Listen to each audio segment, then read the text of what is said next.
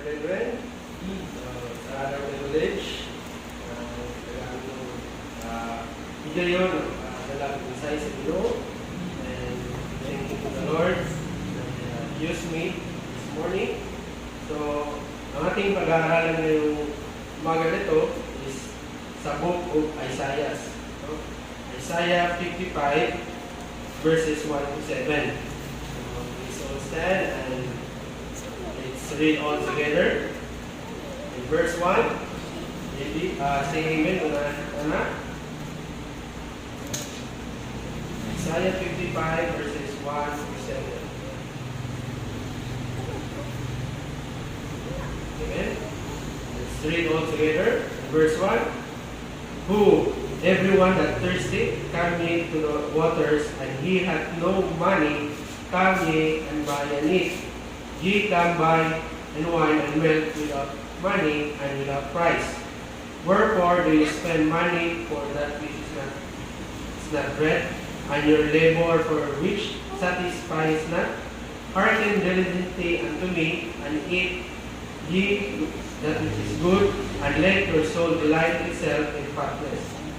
Incline your ear and come unto me, and hear, and your soul shall live, and I will make an everlasting covenant with you, even the sure mercies of David.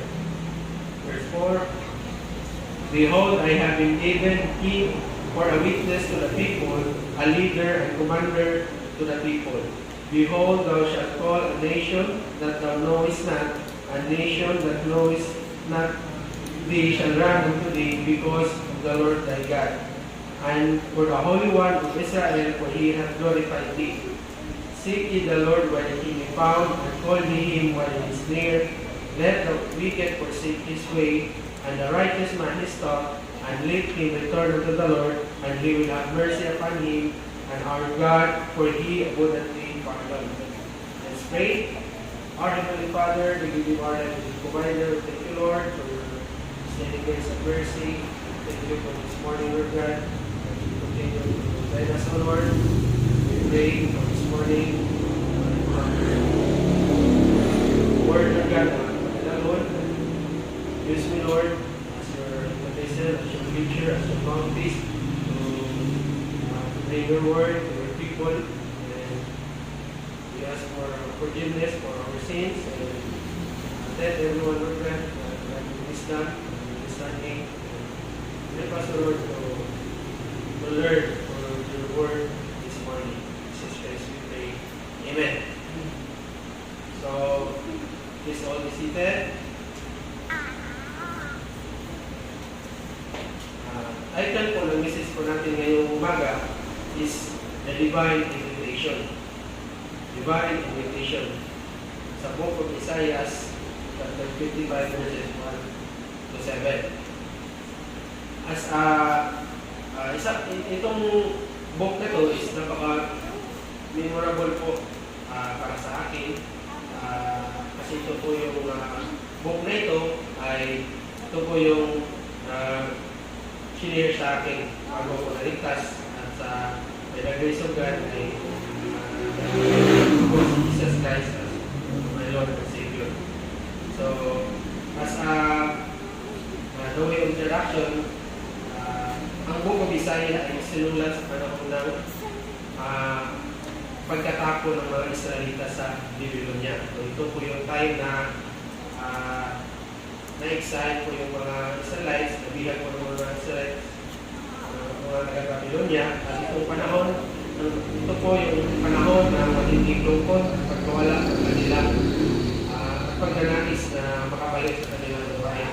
So, ito po yung time na malungkot sila at nawawalan sila ng pag-asa at pagnanais sila na gusto nila makabalik sa sarili nilang lupain. At ang kabanatang ito ay nagsasalita sa isang panahon na nagnanasa na maayos ang kanilang spiritual. So, isa pa sa mga graph nito ay before sa book of 55 na chapter 55 is preceding verse nito ay naglalaman ng mga mensahe ng kaginawa at pag-asa. So, kadayo lang siya sa verse 55 na ang temang bibigyan ng diin at no, ang plano ng Diyos na sila ay pagpalain at yan ang renewal. So, ang first point ko natin is invitation to abundant life. Sabi dito, who everyone that thirsteth come ye to the waters, and let them no money come ye buy and eat. Ye come buy and wine and milk without money and without price. So, from the word who is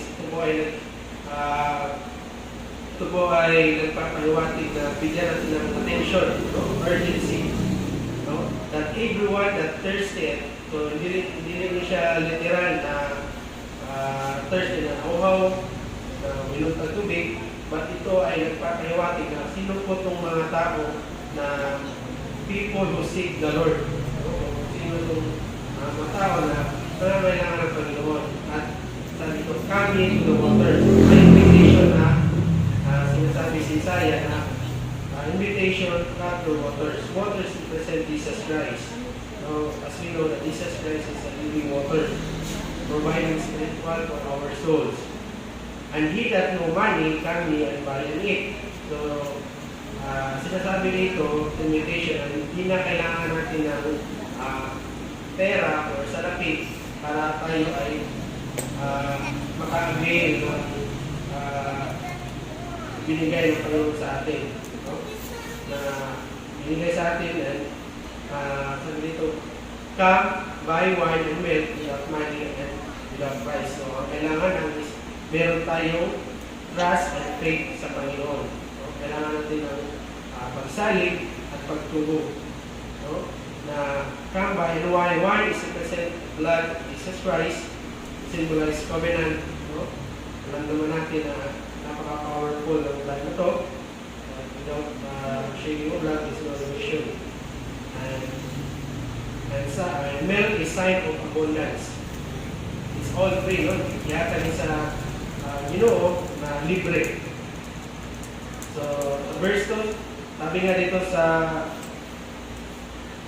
John 7:37, in the last day, the great day of the feast, Jesus stood and cried, saying, if any man be thirst, let him come unto me and drink. So, ibig sabihin nito is, makiisa tayo sa Panginoon.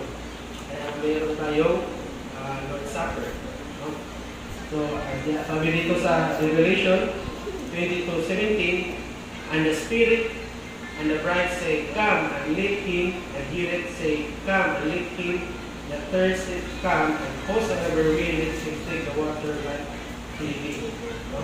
So, ini-invite ng Panginoon na bigyan tayo ng tubig na as we remember na kung tayo na suluhin si Jesus Christ ito sa babae na nasa balon, bigaling na po niya ang water.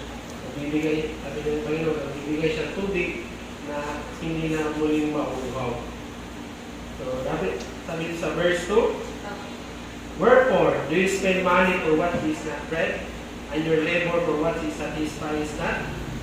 Hearken diligently unto me, and yet to me, and eat ye what is good, and let your soul delight itself in practice. So, sabi dito, we spend money for what is not bread. So, ibig sabihin dito is, nag-spend po tayo ng ating mga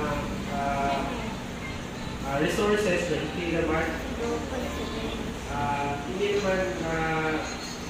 nakakatulong sa atin, at mga effort po natin na hindi naman nakakasatisfy. Kaya meron mga command, Panginoon, na hearken diligently at no? Makinig tayo ng makinig tayo ng mabuti sa Kanya, at which is good, and let us also delight natin ang ating sarili, which is the Word of God. Sabi rin sa verse 3, incline your ear and come unto me. Hear, and your soul shall live, and I will make everlasting covenant with you, even the sure verses of David. So, meron pong warning ng Panginoon, no? O sabi sabi dito, inline grace. So, kailangan natin mag-pay attention. No? And listen carefully to the Word of God and come, ito po yung time na araw na to, no? Kailangan natin makinig sa salita ng Panginoon, ano na yung pagsisimba o pag-worship sa Kanya, ano na pag-Sunday. And meron po siya ng promises na promise, everlasting covenant na tayo po ay bibigyan the sure mercies of David. Sure of mercy of David, yung binigay ng Panginoon sa kanya, even though marami siyang nagawang kasalanan, pero yung mercies na binigay kay David is, yung bigay din natin yung bigay din yun na ibigay ng Panginoon sa atin. And behold, I have given him for witnesses to the people, a leader and commander to the people. Isa sa mga patunay na binigyan ng mercy si David, binigyan ng awa si David, even though nagawa siya ng kasalanan, ay ginawa pa rin siyang leader and commander. Nahimo pa siyang king sa Israel. Ipakita lang na ang Ginoo is sure sa iyang mga promises, no? Na iyatag niya. And sabi dito sa verse 5, behold, thou shalt call a nation thou knowest not, the nation that knew not thee shall run unto thee, because of the Lord thy God and the Holy One Israel, for he hath glorified thee. So, ipakita niya na katong ang mga nasyon, mga nation, mga country na wala na kayo na saya ay muadto sa iyaha tungod kay naa ang Ginoo sa iyaha. No? Naa ang Ginoo na kaubanta niya, and the whole of Israel means ang Ginoo na to na nag-glorify, no? nag-glorify nila ang Ginoo. So, sabi dito sa ito ang point 2, call to seek the Lord. Call to seek the Lord. Sabi dito, sa Isaiah 55 verse 6, seek ye the Lord while he will be found. Call ye upon him while he is near. So, sabi dito, this verse, this is important of seeking God earnestly while accessible and near. So, kaya nga, minsan nga, ito yung ginagawa natin na mag-reverse. No? Call, seek ye the Lord while he will be found. Ito yung time na ipangalan natin sa mga tao na hanapin. No? Sabihin natin na hanapin natin ang Panginoon na habang masusumpungan pa natin, tawagin natin habang nandiyan pa siya. So, applicable din sa ito, na kung meron tayong mga pahingang ganon, natin ganon, natin tayong mga gusto yung Panginoon sa Ginoo, atong pangitaw ng Ginoo, hindi lang natin ginalan, kundi pati sa adaw-adaw na ito na Panginoon ko. Seek ye the Lord when he found ako na pangin. Sabi nga dito sa reference verse niya sa Jeremiah 29:13, and ye shall seek me and find me when ye shall search for me with all your heart. So, all your heart, with your puso. Sa Matthew 7:7, sabi dito, ask and it shall be given unto you, seek and you shall find, knock and shall be open.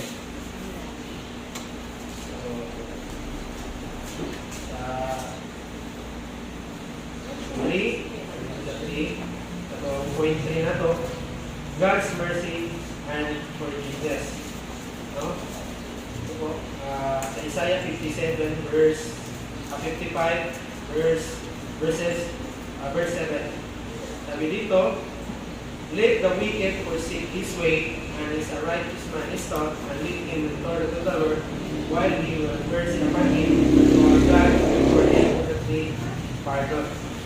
No? Ini na verse, hindi natin siya magamit for soul meaning. No? Ito na yung Bible na bigay ko ng bibigay ko ng warning. No? Bibigay ko ng warning ang Panginoon na let the wicked proceed this way. No? Ito po ay represent po repentance, pagsisisi. No? Iwanan ng mga maling gawain. At unrighteous man is taught. Yung mga hindi yung unrighteous man is taught, ito yung mga pangunahunan nato na wala na himaya ang Ginoo sa tuwa o labi na wala na naghatag o time para sa iya. And yet he will return unto the Lord and he will have mercy upon him. And unto our God for he will have been pardon. So, sa naman ito is kailangan nato na talikdan ng mga maling gawain nato, no? Gabi na sa pagpangunawa. And mubalik na sa iyo sa morning, time na di-share ni sa kuha, time na dili pa muluwas, no? In order na tinuod na ginawat mo si Jesus Christ, your personal Savior, is kailangan talikdan o kalimtan na nimo. Siguro na nimo, na-renew na nimo ang mga self, ang mga kasing-kasing na dili na nimo balikan ang mga wickedness na mga nagawa na may ang Ginoo, and surely ang ihatag sa iyo is mercy, no? And He will give you pardon. So, tayo na ginawa ng Jesus Christ is yung nanay na ginawa ni Jesus Christ as Lord and Savior, you know that He will pardon your sin. No? And nagkakaroon ng restoration and renewed. Sabi dito sa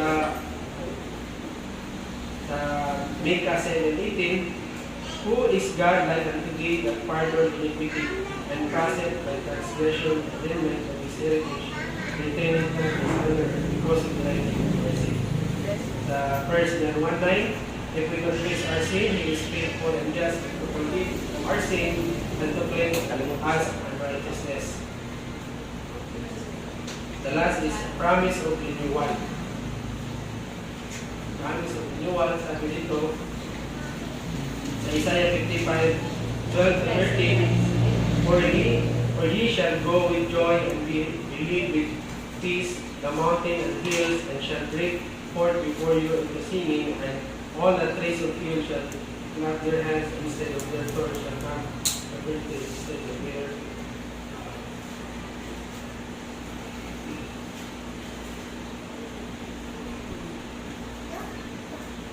shall come to deliver and shall be to the Lord king and everlasting. So isa lang pasabot na niya na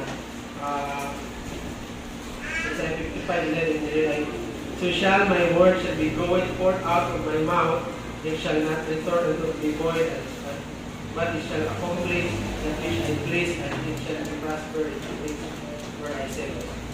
So, nakarinig ko ani kanina verse is katong time na di-share ko sa missionary o sa gawas, is wala doon na sayang na ang paghatag ng mensahe, no? Na itanong niya sa ako is hindi ka ito ni-share niya mensahe is until now na-enjoy ka na po, no? By the grace of God na-save ko na nawa na ito kung nalaalaw last 2016 and until 2024 na in 8 years na na-enjoy na po ang blessing na nawatan na po ang kaluwasan ng over ni Jesus Christ para sa tuwa. And one day only go back 2020 and God's grace is at akong families na-save ko sila. So, naging wala na sayang ang fruit. Itanong na si missionary na i-share sa kuha ito lang namunga, and we continue to pray na mas daghan pang makatungog sa akin na mensahe, no? Pagdating na sa kaluwasan. So, wala yung posible sa Ginoo na magamit ko sa ito ang mga nadawat at ng mga mensahe kung sa ito rin na sa time na naluwas ka. So,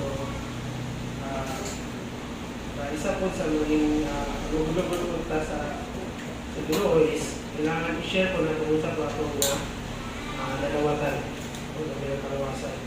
So, conclusion, sa may what the truth about God. So, God give us mercies. So, this is ang passage. God give us mercies and He will bless us and He will provide. No? Ang una din yatag sa tuwa is mercy. Yatag sa tuwa ng Ginoo. And He will bless us and will give us a new one. And what did we learn in this passage? So, pay attention to God's word, continue to seek the Lord, forgive one another, forsake the unrighteous thought, and not investing the thing that not glorify God.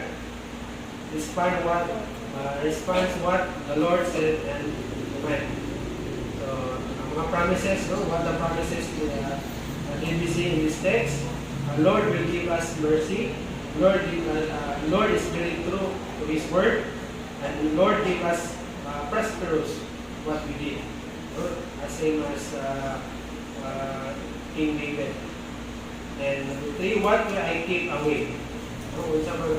What sin I keep away? Kung ano yung mga kasalanan na dapat natin iwasan. Not seeking the Lord. Iwasan natin yung hindi natin hanapin ang Panginoon. Not hearing the Lord what His command.